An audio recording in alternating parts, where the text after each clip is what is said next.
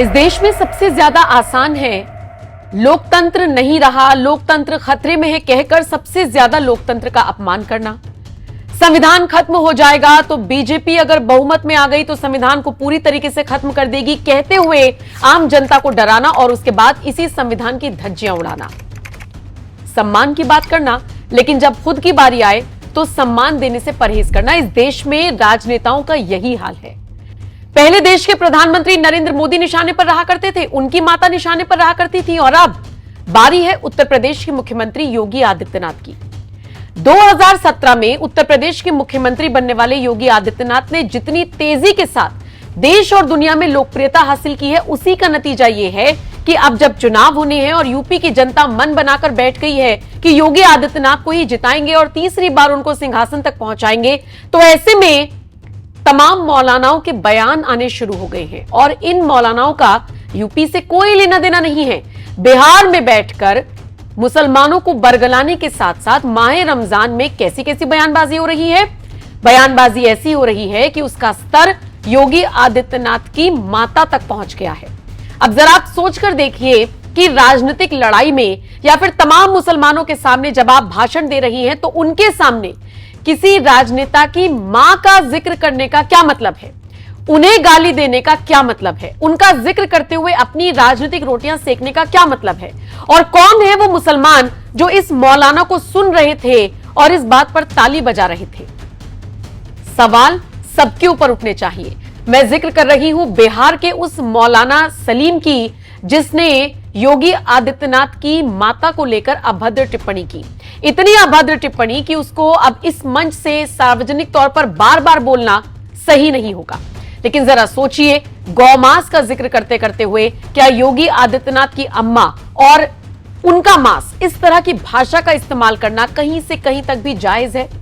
अगर नहीं तो फिर मुसलमान चुप क्यों हैं? अगर नहीं तो अविमुक्तेश्वरानंद जैसे जो शंकराचार्य खुद को कहते भी हैं और आगे भी बढ़ते हैं और गौमाता को लेकर तमाम तरह की बातें करते हैं, वो अब चुप क्यों हैं?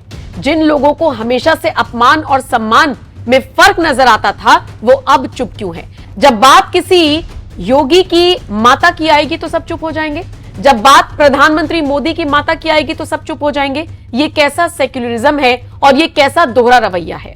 आपको बताते चलते हैं कि एक मौलाना है, उनका नाम है सालिम, वो चतुर्वेदी भी अपने नाम के आगे लगा लेता है वो मौलाना, और वो बिहार में बैठकर उत्तर प्रदेश के मुख्यमंत्री योगी आदित्यनाथ की मां के बारे में आपत्तिजनक और भड़काऊ बयानबाजी कर रहा है।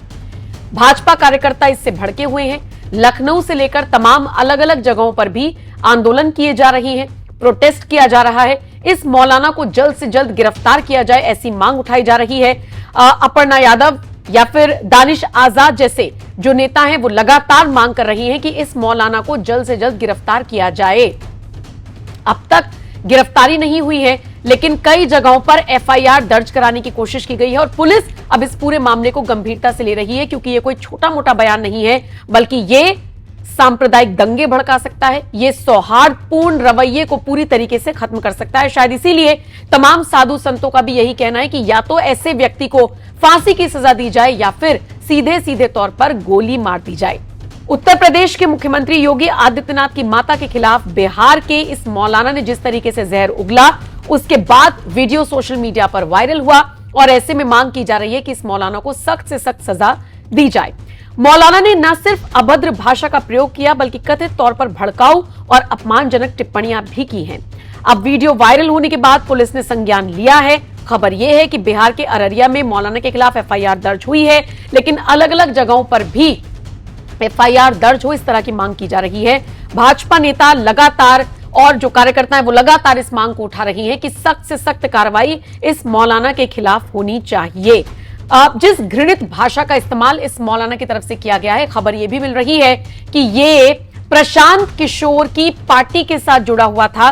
सोचिए, ये भी इस वक्त की बड़ी खबर मिल रही है इस मौलाना से जुड़ी हुई कि प्रशांत किशोर की पार्टी के स्टार प्रचारक ये मौलाना रहा है, और ऐसे में अब सवाल पीके के ऊपर भी उठ रही हैं, क्योंकि ये वही प्रशांत किशोर हैं जो खबर मिल रही है 2027 में समाजवादी पार्टी के लिए चुनावों में रणनीति बनाने का काम कर सकते हैं। तो अगर कड़ियों से कड़ियां मिलाकर आप देखेंगे तो क्या ये जानबूझकर टिप्पणी कराई गई है ताकि बिहार से लेकर यूपी तक में बवाल मचे और इसका असर यूपी विधानसभा चुनावों में हो? जो भी हो, इसमें नाम अगर प्रशांत किशोर का आ रहा है या उनकी पार्टी का आ रहा है और अगर उनकी पार्टी ने इस जैसे मौलाना को स्टार प्रचारक बनाया था तो सवाल उठने लाजमी है।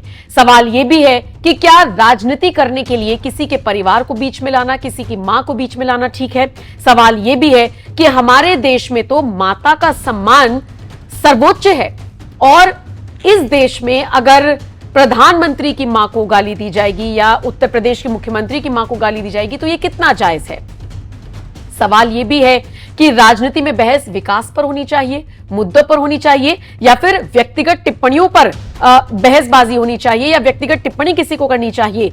सवाल यह भी है कि योगी आदित्यनाथ के काम को देखते हुए क्या उनके काम पर सवाल उठाना जायज था या फिर उनकी माता को लेकर इस तरह की अभद्रता करनी सही रही? और एक सवाल यह भी है कि योगी आदित्यनाथ की मां को लेकर इतनी कुंठा बिहार के इस मौलाना में कहां से आई, जबकि उनकी मां का राजनीति से कोई लेना देना नहीं है। वो अपने तो बेटे के साथ भी बहुत कम नजर आती हैं। वो एक बुजुर्ग महिला है, जो एक घरेलू महिला है जिनका राजनीति से कोई लेना देना नहीं है, फिर उनका नाम लेकर उनका जिक्र करते हुए इस तरह की राजनीति या इस तरीके का राजनीतिक प्रपंच क्यों किया गया? फिलहाल खबर यही है कि मौलाना के खिलाफ सख्त से सख्त कार्रवाई की जाए, इस तरह की मांग उठ रही है। साधु संत, आम जनता, बीजेपी के नेता, हर किसी में रोष है। अब बिहार के इस मौलाना के खिलाफ आप क्या कार्रवाई चाहते हैं? आपके हिसाब से क्या एक्शन लिया जाना चाहिए? कमेंट सेक्शन में आप अपनी राय हमें जरूर दें और अपडेट्स के लिए एनएमएफ न्यूज देखते रहिए।